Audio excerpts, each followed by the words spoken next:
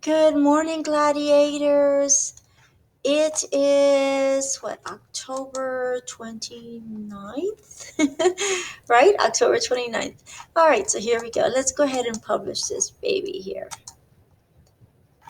Okie dokie. So today we are going to be learning about representative government. We have talked about this often throughout the school year, since the beginning of the school year. We talked about how the United States is a republic, right? We talked about how can you remember that? Well, the Pledge of Allegiance. I pledge allegiance to the flag of the United States of America and to the republic for which it stands, right? So if you remember that part, you'll remember that the United States is a republic. Another thing that we also call it a representative democracy. But where does that come from? Right? Where did it all stem from? So we know we've talked a little bit about King George III and how he was a monarch and he had total control, right? Absolute monarch. And he was he didn't understand the situation that the colonists were going through when they colonized in the new world. So he started not really being there for them. Little by little, he expected a lot from them, especially after the French and Indian War, which was a war that they were protecting for him, protecting his land. And of course, this made him very upset. And he started implementing all these types of taxes, like the tea tax and the sugar and the paper and the glass, and just tax after tax after tax. And he was all about mercantilism. Mercantilism means when um, you're producing goods, right? Or you're what's the best word of putting this for a sixth grader? You are making a product. You're cutting down the. Let's say you're cutting down trees, right? You're cutting down the lumber. You're sending it over to the mother country. Then that turn they make beautiful furniture, and then they send it back and buy it, and you buy it. Okay, so basically they created a pretty little design after your hard work. Okay, so that's probably the best way of explaining it. I'll explain it a little bit better in class. Thank you. Okay, all right, so I don't know why that did that. Okay, so hopefully this will work. I noticed that the video keeps shutting down, so hopefully it'll continue working.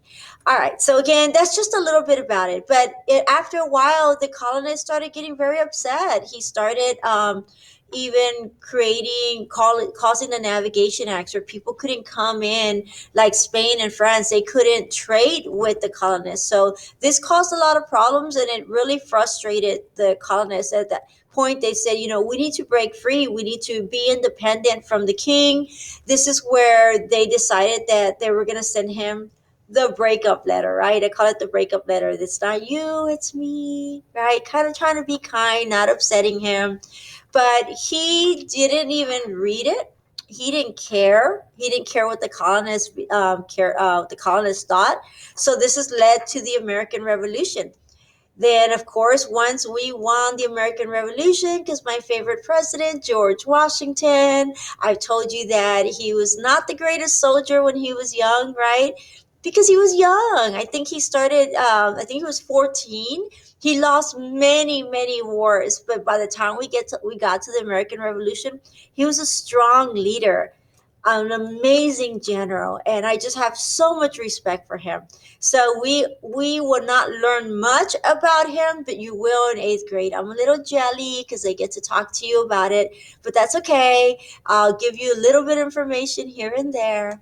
But going back, so I don't lose sight here. Um, After we won the American Revolution, then we declared independence, and that's where the Declaration of Independence comes from. We'll talk a little bit more about that tomorrow, but today we're going to talk about colonial government and how did this begin, right? So you're going to be comparing colonial regions today. You're going to compare the New England, the Middle, and the Southern colonies. Okay. The colonial, remember all the ideas of wanting to start a government that was going to be for the people. It really comes from the English Bill of Rights and the Magna Carta. This was a contract that was made along the way. We, as the Puritans or the Pilgrims are coming to the New World, they decided it's ready to go. You just got to turn it on. They decided to just turn it on. Uh-huh. They decided to create a contract, a social contract between them, that they were going to have a representative government. And this is why we have a representative government today. So today we're going to discuss this and how this applies to us. Okay. When you get done with your assignment, then you're going to have a colonial government's activity.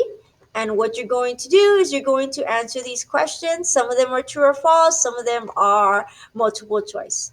Okay? All right, my angels. Can't wait to see you in a little bit. See you later, gladiators.